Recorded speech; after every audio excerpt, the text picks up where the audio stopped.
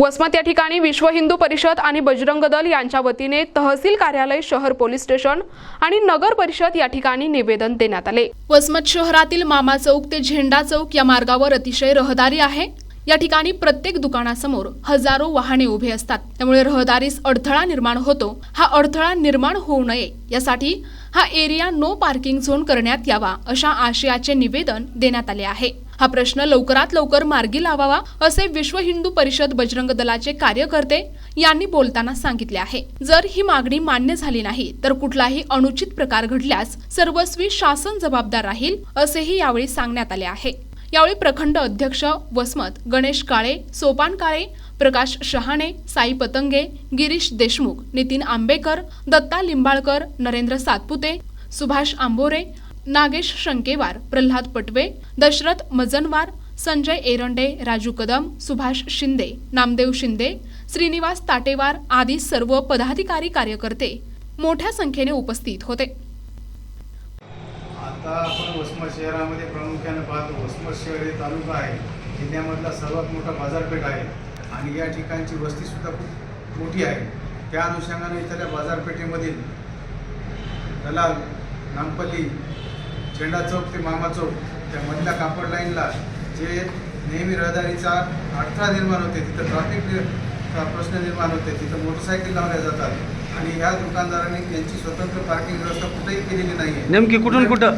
झेंडा चौक ते मामा चौक वसमत हा मुख्य बाजारपेठेचा रस्ता आहे आणि त्याच्यामध्ये आपापल्या दुकानासमोर मोटरसायकली ग्राहकांच्या लागलेल्या असतात, त्यांच्यासाठी यांनी स्वतंत्र व्यवस्था केलेली नाही आणि ऑलरेडी तो रस्ता जो आहे तो छोटा आहे, त्याच्यामुळे दोन्ही बाजूला वाहन उभे केले की बाकीच्या ऑटोवाल्यांना, महिलांना, कापड खरेदी करणाऱ्या जाणाऱ्या ग्राहकांना, शाळेत जाणाऱ्या विद्यार्थ्यांना, वयस्कर माणसांना तिथून जाण्या येण्यासाठी त्रास होतो आणि त्या ठिकाणी नेहमी वादविवाद होत असतात, लोकांचे भांडणं होतात त्या ट्रॅफिकमुळे। तर याच्यामुळं यांनी यांची स्वतंत्र पार्किंग व्यवस्था करावी, पोलीस प्रशासनानं याच्यावर कठोरात कठोर कारवाई करावी आणि वाहनधारकावर कारवाई न करता या दुकान मालकावर कारवाई केली तर सगळ्यात योग्य राहील। नगर परिषदेच्या वतीनं मुख्याधिकाऱ्यांनी काय सांगितलं? आज मुख्याधिकारी साहेबांनी आश्वासन दिलं, आम्ही पाहणी करू आणि त्याच्यानंतर त्यांना आम्ही नोटीस पाठवू असं आश्वासन दिलं। पण याच्या आधी सुद्धा आम्ही बऱ्याच वेळेस या निमित्तानं नगरपालिकेमध्ये आलो, वेगवेगळ्या काही कामानिमित्त आलो, जसं की गोवंश हत्याबंदी असेल,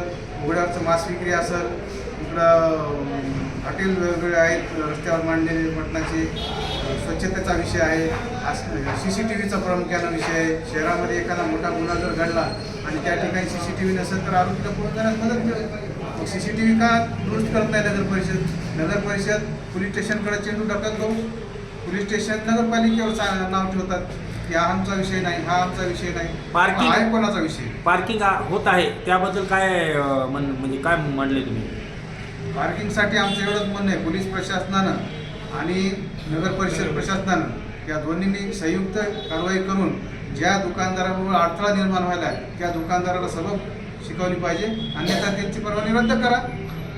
हे ऑलरेडी रस्ते छोटे आहेत का दुकानदाराचे अतिक्रमण वाढलेले आहे? नेमकं नाही, रस्ता छोटे, वास्तविकतेमध्ये रस्ते छोटे आहेत, वाहनं वाढली, संख्या वाढली वाहनांची, साहजिक आहे, स्वाभाविक वाढणार, पण मग याच्यासाठी मास्टर प्लॅन करा आणि तो रस्ता रुंद करा।